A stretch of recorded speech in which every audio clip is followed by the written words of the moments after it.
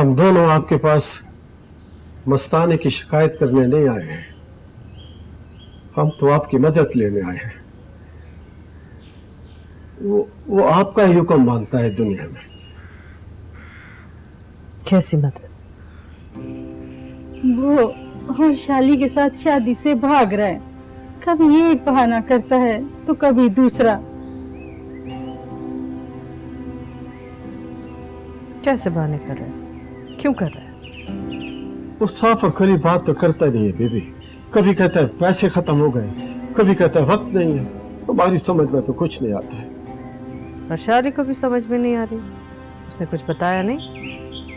वो बेचारी हमें तो कुछ नहीं बताती है, लेकिन रात को उसके चुपके रोने की आवाज मुझे रुला जाती है।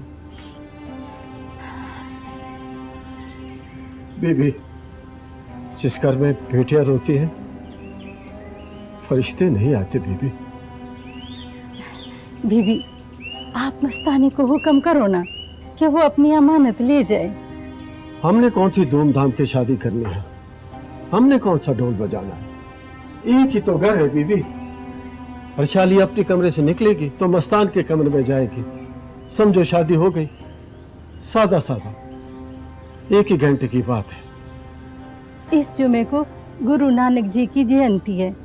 इस बरकत वाले दिन अगर हमारी हर्षाली की शादी हो जाए तो हमें सुकून आ जाएगा कि गुरु जी के जन्मदिन पर वो अपने घर की हो गई।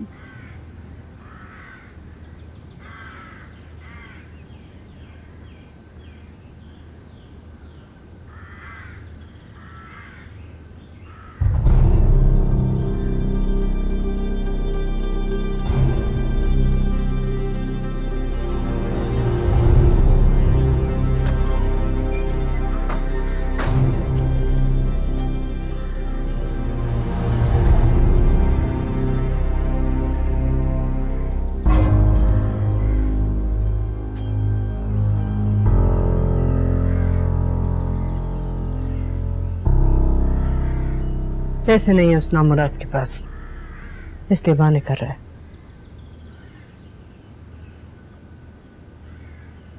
उससे क्या ना मर्द बने, बहाने ना करे। शादियां पैसों से नहीं, इज्जत और गैरत से चलती है। और उसे ये भी कहो, तुम्हारे गुरुजी के देनी हर्षाली पर अपनी इज्जत की चादर डाल के उसको घर ले आए, वरना मुझे अपनी शक्ल ना दिखाए। जो हुक्म बीबी। इस जरगे का जितना इंतजार मेरी माँ को है उतना तो तुम्हें भी नहीं होगा इल्मत खान। वो तो अपने सब काम छोड़ के बैठ गई मसल्ले और तुम्हारी कामयाबी की दुआएं कर रही। तो और उसने मस्ताने की शादी की रोटियां पकाने से भी इनकार कर दिया।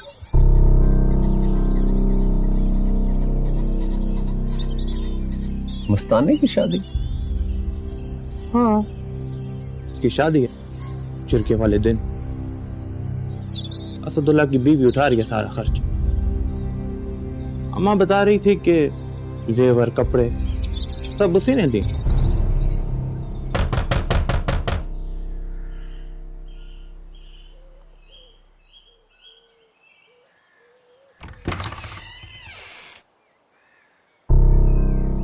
अंदर आ जाओ, पर्दा तो नहीं है?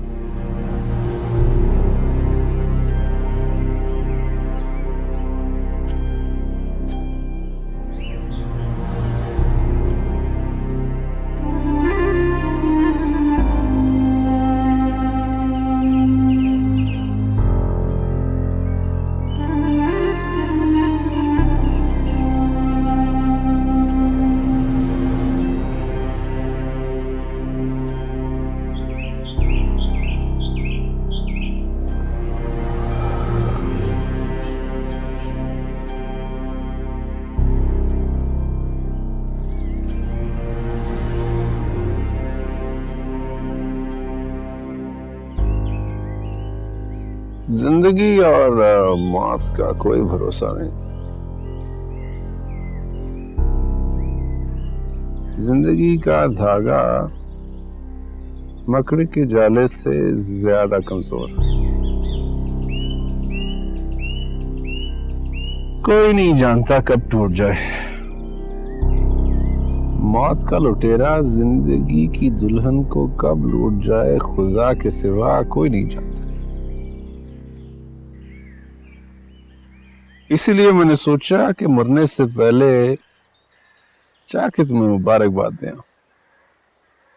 खुदा करे तेरे लिए इस शादी में खुशियों का बादल तेरे दिल का आंगन जल थल कर दे, ऐसा टूट के बरसे कि तुझे पागल कर दे।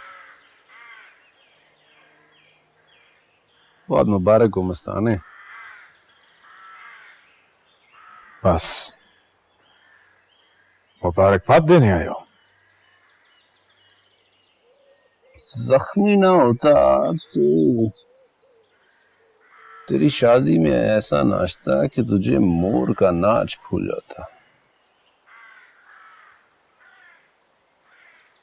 कभी देखा है मोर का नाच? सुना है जंगल में अकेला नाचता है? इस सवाल ने बचपन से लेके आज तक मेरे दिल में हलचल मचा रखी है कि वो सब कुछ अकेले क्यों करता है। मोरनी को खुश करने के लिए या अपना दिल खुश करने के लिए?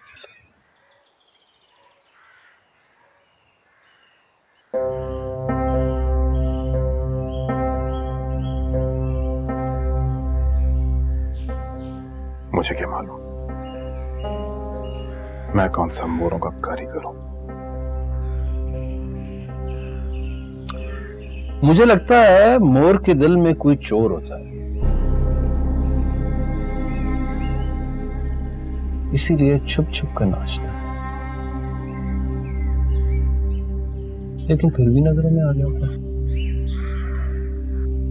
बेचारा वो समझ रहा होता है कि अकेला नाच रहा है, लेकिन झाड़ियों से कोई नजर उससे देख रही होती है।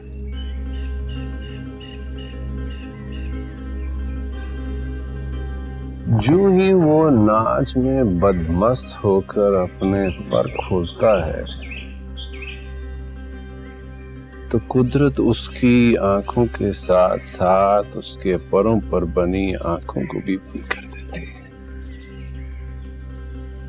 और यही वो वक्त है जिसका शिकारी को इंतजार होता है। वो आहिस्ता आहिस्ता झाड़ी से बाहर निकलता है, अपनी मस्ती में बदमस्त मोर नाचे जा रहा है। शिकारी आगे बढ़ रहा है और एक लम्हा ऐसा आता है कि शिकारी और मोर की नजरें मिलती हैं और इससे पहले कि मोर भागता शिकारी उसकी गर्दन से बोस लेता है।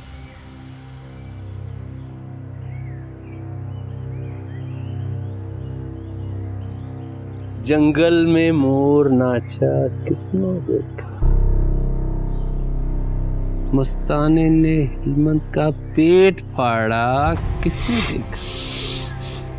मैंने देखा, मैंने देखा, मैंने देखा। तू क्या समझता था? तेरी गर्दन मेरे हाथ में नहीं आएगी? हिलमत मेरी गर्दन छोड़,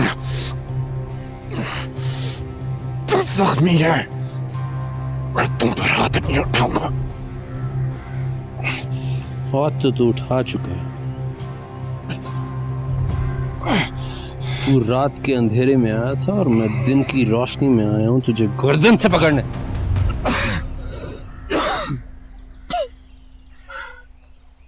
अपने भाई को बचाने के लिए मुझ पे झूठा इल्जाम लगाते। बकवास मत कर, मुझे सब मालूम है कौन था।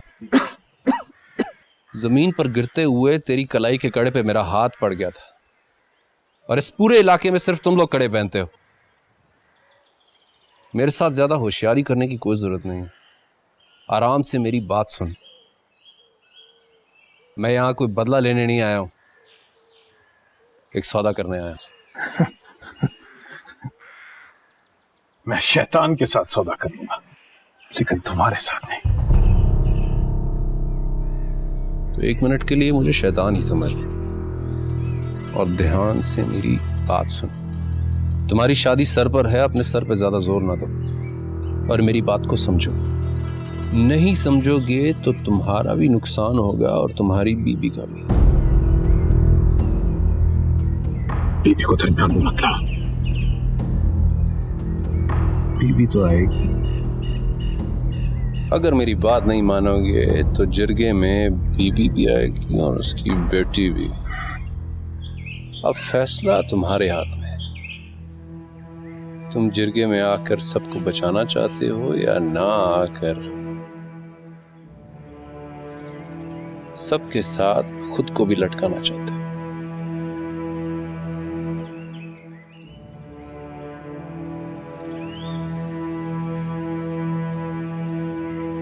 कौन सी बात? यही कि हाजी मरजान ने मेरे बाप को शहीद किया था तुम्हारे बाप के जहर से। तुम्हारे पास क्या सबूत है?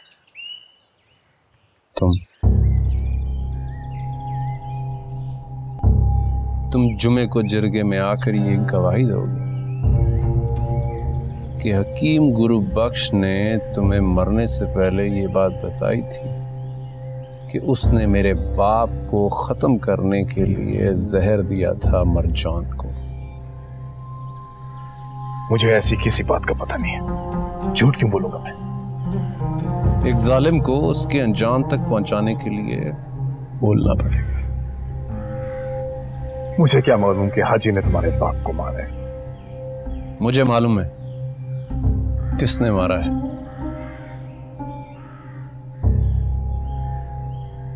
तुम्हारे बाप की जुबान से मैंने खुद सुना। तुम झूठ बोल रहे हो।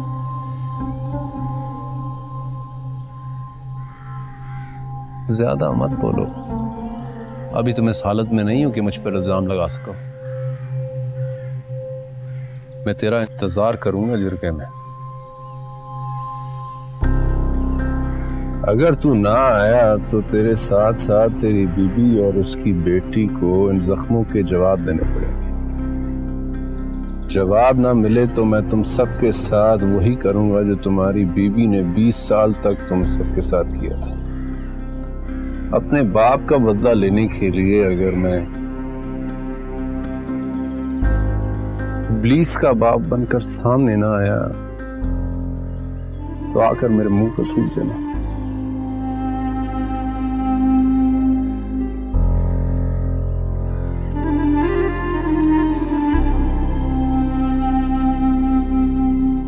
ये जो तुमने एक ही रात में गांव से शहर और फिर शहर से गांव के 2 चक्कर लगाए हैं ना, उसी में काम खराब हुआ है तुम्हारे पांव का। सफर ने मार दिए, ब्रेके लगा लगा के ना इस पैर का खाना खराब हो गया। तो हाथ का इस्तेमाल कर लेते ना।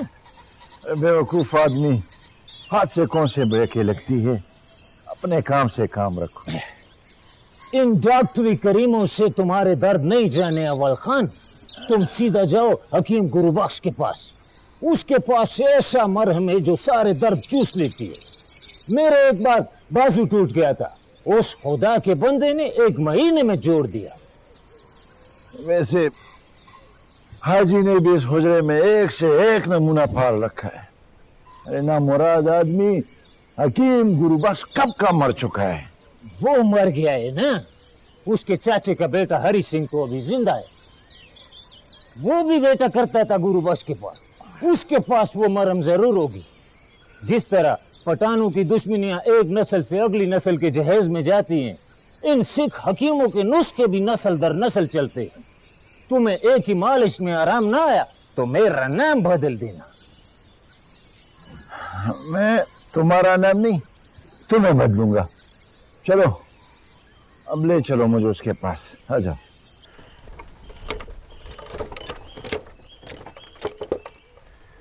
क्या हुआ अव्वल खान, सब ठीक तो है? हाँ मुल्ला, सब ठीक है। झूला लेने को दिल कर रहा था, झूले ले रहा हूँ। तुम्हारा दिल करते तुम भी आ जाओ।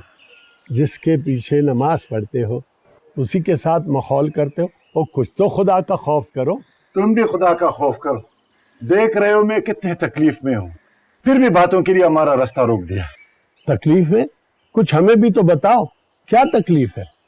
अव्वल खान को बहुत बुरी मोच आ गई है, उसी का इलाज कराने जा रहे हैं हकीम हरी सिंह के पास। अल्लाह पाक की तरफ से आई बीमारी बुरी नहीं होती, मोच बुरी नहीं, इंसान की सोच बुरी होती है। बीमारी तो अल्लाह पाक की तरफ से एक आजमाइश है। और जो मुसलमान, तुम भी खुदा का खौफ करो, मैं दर्दों की वजह से रो रहा हूँ और तुम्हें मुसलमानों की पड़ी है। अरे बेवकूफ, तुमने भी रोक दिया, निकलो। तो ये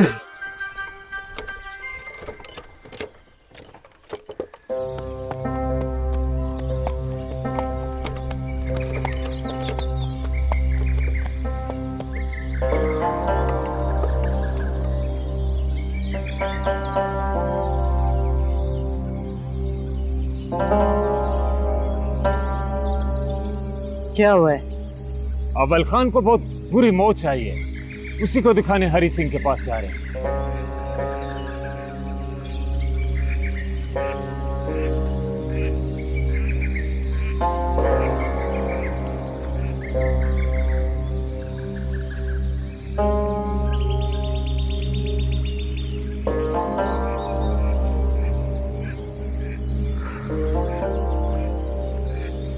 तुम्हें किसने कहा था दुम्बे के पीछे भागने को? पैर तोड़वा के आ गई। टूटा नहीं है, सिर्फ दर्द निकला है। अभी एक कदम बाहर निकाला ना, दोनों पैर तोड़ दूंगा। सचमुच तोड़ दोगे? वो भी नई दुल्हन के? अब तुम पुरानी हो गई हो, 2 महीने पुरानी दुल्हन। अब तुम्हारे पैर तोड़ना कोई बड़ी बात नहीं है। कुछ शर्म कर अव्वल खान, तुमको शर्म नहीं आती? मर्द होकर औरत के पांव दबाते हो। तुम मर्द बने फिरते हो, रंग मरीद कहीं के। बड़ा आया मर्द बना फिरता है। बेदत करवा दिया ना।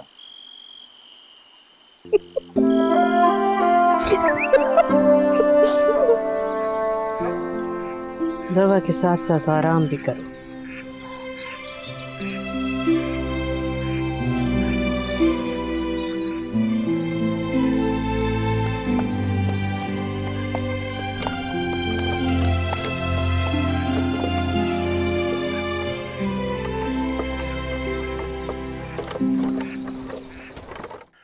जिंदगी में पहली बार तूने कोई अकल का काम किया। मैं तो डर रहा था, भी तुझे जिस तरह बाहर ले गई, मैंने दिल में कल में पढ़ना शुरू कर दी। उधर गुलमीना बेटी भी परेशान हो रही। मुझे यकीन था कि तू उसके सामने मान जाएगा कि तूने इल्मान को मारने की कोशिश की। मरते दम तक नहीं मानूंगा। लेकिन तुझे मेरी एक बात माननी पड़ेगी। बोल, क्या बात है? चलो कर ले जल्दी जल्दी। आजा आजा।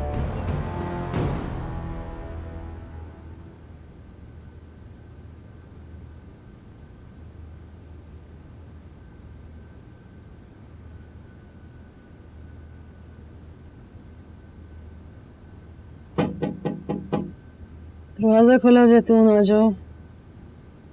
बच्चे जैतून नहीं, ये मैं हूँ। अरे आपको तकलीफ क्यों की?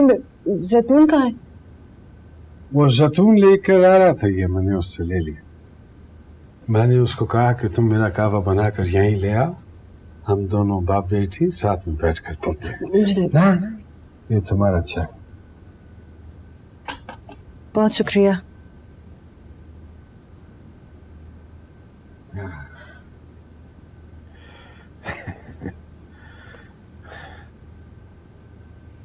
क्या लिख रही हो? बस टाइम पास कर रही हूँ, एक कहानी लिख रही थी। जब मैं मर जाऊं तो मेरी भी कहानी लिखना, ताकि लोग इबरत पकड़े। आप मुझे अपनी कभी पूरी कहानी सुनाते ही नहीं, बस कुछ वाकयात ही बताए हैं। अगर आप चाहते हैं कि मैं आपके लिए कुछ लिखूं तो आपको मुझे अपनी पूरी कहानी सुनानी पड़ेगी। मजाक कर रहा हूं, अभी तो मैं तुम्हें जर सांगा की कहानी सुनाने के लिए आया, जो वो हर आने जाने वाले को बता रही है। कौन सी कहानी? यही के हिलमन ने तुमको अंगूठी पहनाकर अपने लिए पसंद कर लिया है। उसने तुमसे पूछे बगैर हर जगह ढोल बजाना शुरू कर दिया है। मैं ऐसा नहीं करूंगा, इसीलिए तुमसे पूछने के लिए आया हूं, क्या तुमको हिलमन पसंद है या नहीं? देखो, ये बात एक बाप अपनी बेटी से पूछ रहा है जिसके लिए हिलमन का रिश्ता आया है, जो जरसांगा का बेटा है, मेरा नहीं। मेरी तुम बेटी हो। मैंने बहुत सालों के बाद किसी के ऊपर एतबार किया। मुझे इससे डर नहीं लगता। जब जहां तक बात रही पसंद की, मैं आपसे कुछ छिपाऊंगी नहीं। मैं उसे काफी ज्यादा पसंद करती हूँ, लेकिन मैं कंफ्यूज्ड हूँ। जिस इंसान से मैं मोहब्बत करती हूँ वो आपसे नफरत करता है।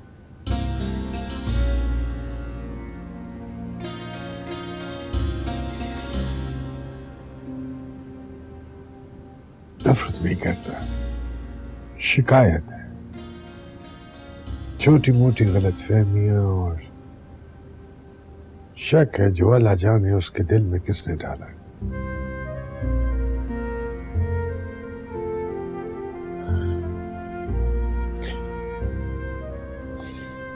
लेकिन मैं ये सब कुछ ठीक कर दूंगा, तुम गम न करो।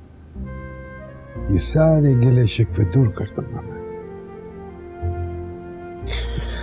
मसला तुम दोनों को खुश रखे।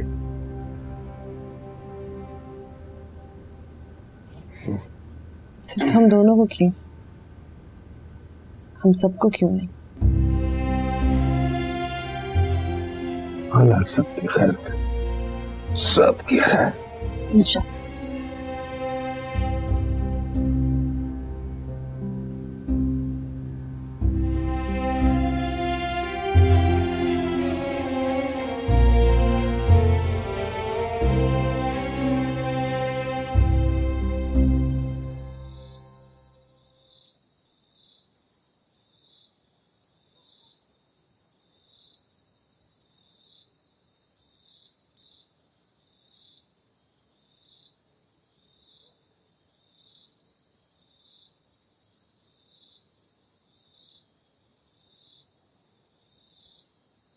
बात करनी थी।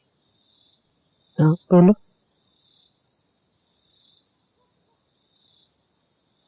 उस दिन हिकमत आया था घर,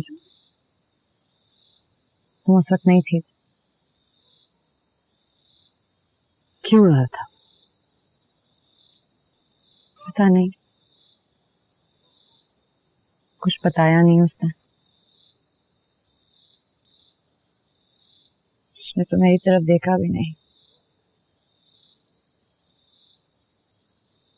मेरे लिए बेजारी थी उसके चेहरे पर। अच्छा नहीं लगा मुझे।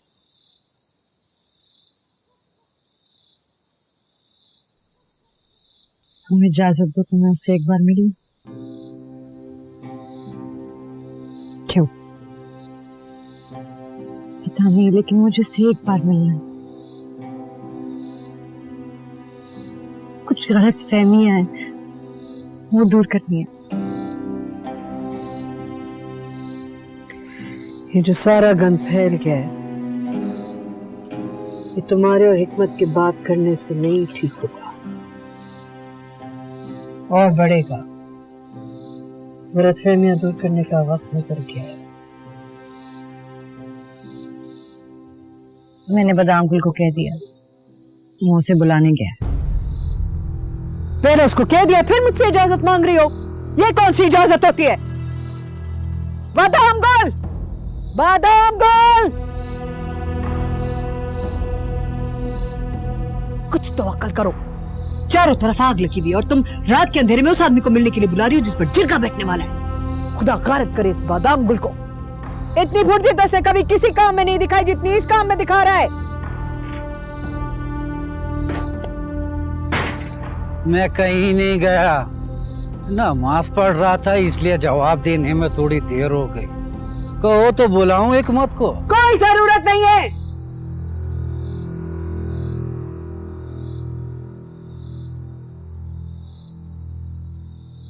इतना दिल चाह रहा है उससे बात करने का तो कल मेरे साथ चलना, हाजी के घर, वहीं बात करना दिन की रोशनी में।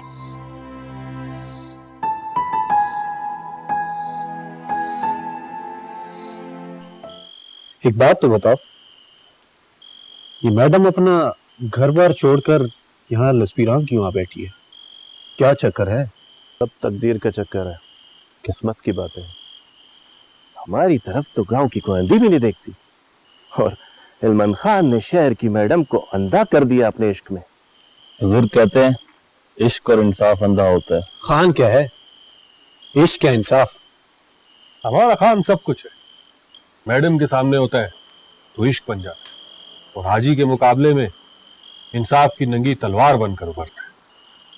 खान जैसे मुजाहिद सदियों में पैदा होते और पीछे अपनी दास्तानें छोड़कर चले जाते। हमारा खान 200 साल पहले टीपू सुल्तान की फौज में जर्नल होता तो अंग्रेजों के पर खच्चे उड़ा देता। अभी भी खान अफगानिस्तान चला जाए तो अमेरिका माफिया मांगने पे आ जाए। मैं तो कहता हूँ जिरगे के बाद खान को कहते हैं चलो काबुल जाकर अमरीकियों को निकालते हैं वहां से, हेलमंद की जर्नैली में सबको काट के रख देंगे। क्या ख्याल?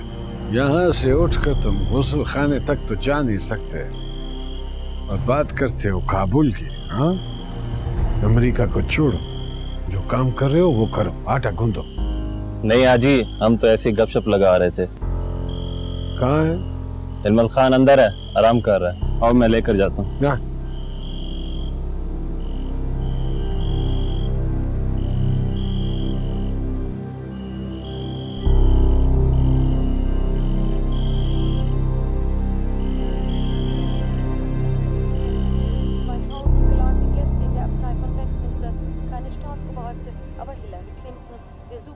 Pavarotti, Freunde und Familie.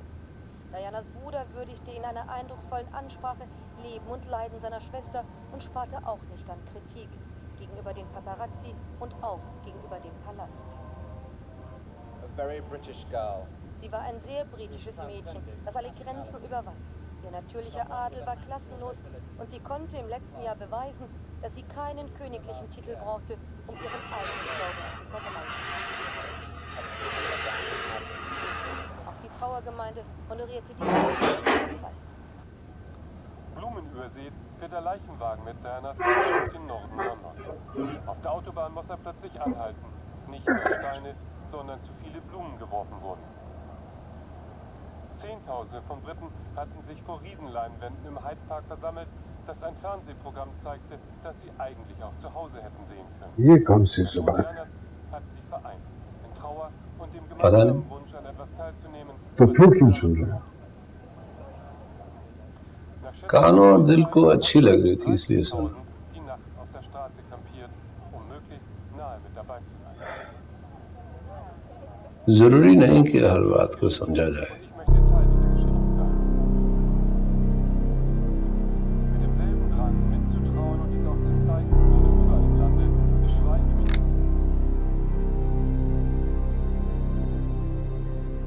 हर बात पे दिमाग का इस्तेमाल करना अच्छा नहीं होता हाजी। तुम तो किसी भी जगह दिमाग इस्तेमाल नहीं करते बेटा। हाजी, हमारे दरमियान दुश्मनी के अलावा और कोई रिश्ता रहा ही नहीं।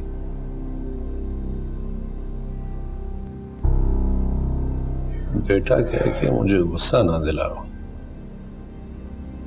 हिकमत तुम्हें कुरान जामिन दे सकता है कि उसने कुछ नहीं किया।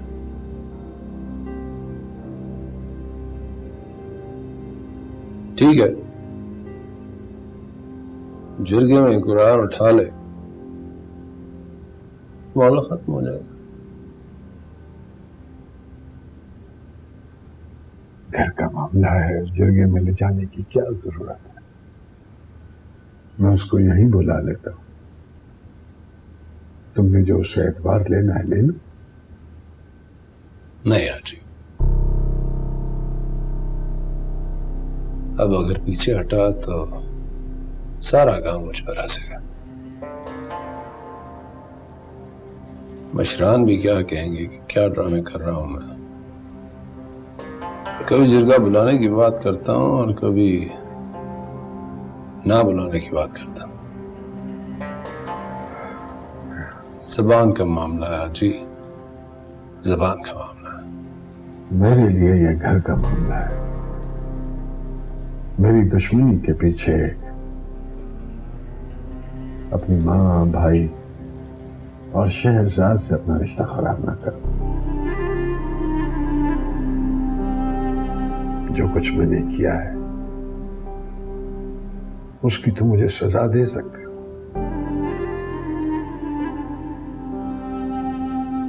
तुमने क्या किया जी? वही जो तुम समझते हो। गलत समझता हूं क्या?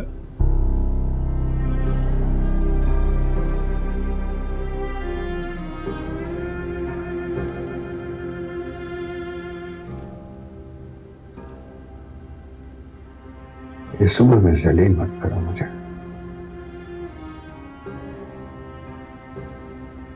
मैंने हमेशा तुम्हें अपनी औलाद समझा है। हिकमत में और तुम में कभी कोई फर्क नहीं रखा। अगर तुम्हें अपने साथ मेरी कोई एक भी अच्छाई याद है तो उसका लिहाज करो, और अगर नहीं याद तो कम से कम मेरे बुढ़ापे का लिहाज करो। शहजाद बेटी के साथ घर बसाओ, माँ और भाई के साथ रहो।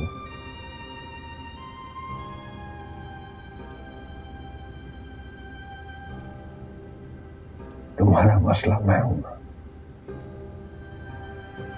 उसका हल सोचा है मैंने। सारी जिंदगी के लिए मैं जमात के साथ चला जाऊंगा, शक्ल भी नहीं दिखाऊंगा तुम्हें अपने।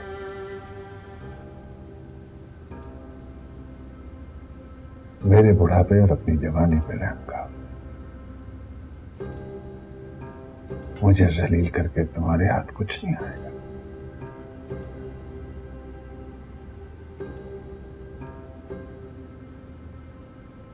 जब तुम मेरे हाथ आ चुके हो आजी, तो मुझे और क्या चाहिए?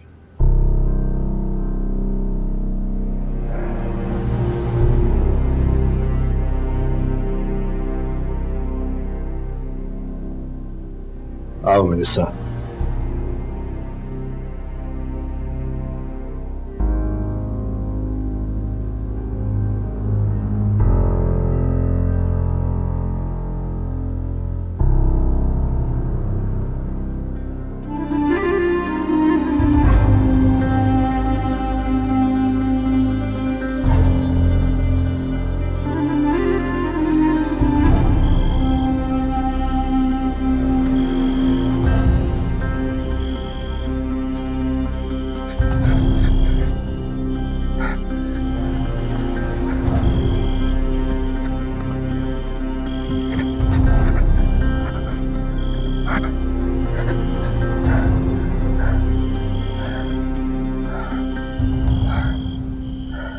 अरे ओ लस्पीरां के मासूम शहीद नसरुल्लाह खान, तुम्हें अपने यतीम हिलमंद का सलाम पहुंचे। अंधेरे में आने की माफी चाहता हूं। देखो, अंधेरों से रोशनी की किरण फूटी है। तुम्हारे कातिल की कमर टूटी है।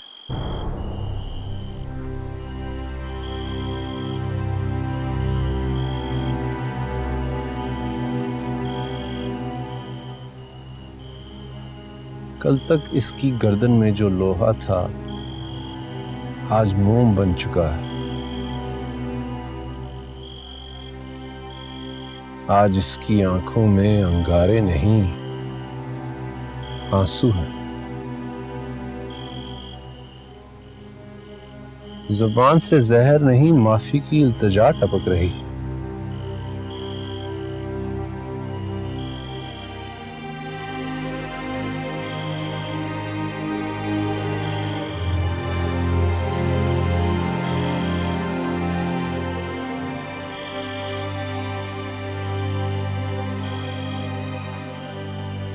ये तुमसे माफी मांगने आया है।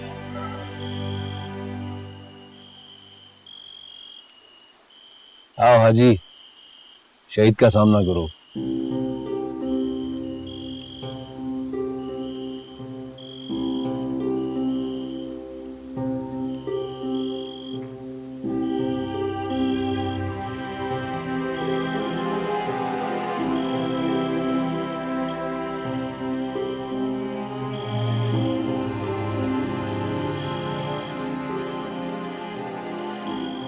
माफी मांगो हाजी।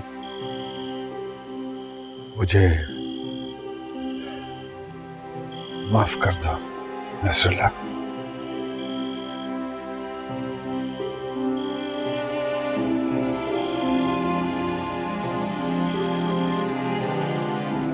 तुम्हारा कातिल तुमसे माफी मांग रहा है।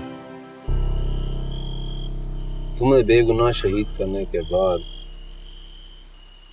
मुसलमानों को खुदा का पैगाम देना चाहता है।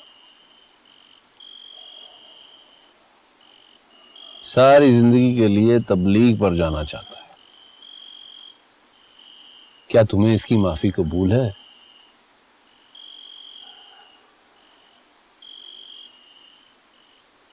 आवाज नहीं आई, पेट कटा हुआ है,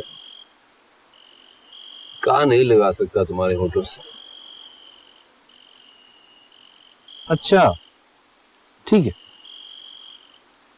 शहीद नसरुल्लाह खान कह रहा है कि उसे सोचने का कुछ वक्त चाहिए।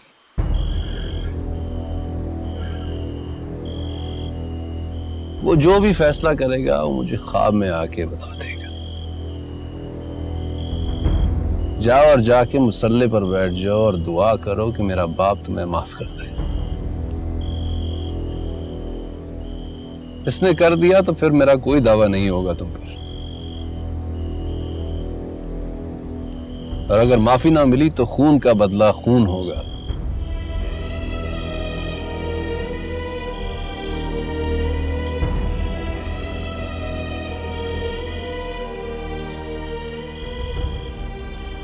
मैं तुम्हें मजीद जिंदा नहीं रहने दूंगा जी। शहीद नसरुल्लाह खान के कत्ल और उसकी बेवा से शादी करने के जुर्म में सारे गांव के सामने मैंने तुम्हें जहर ना पिलाया तो मुझे नसरुल्लाह खान की औलाद ना कहना।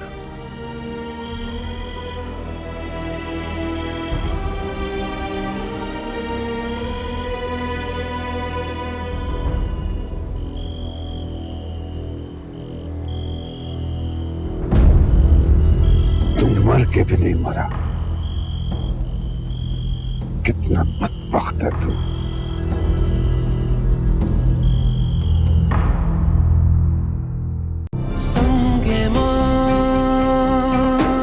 संगे मां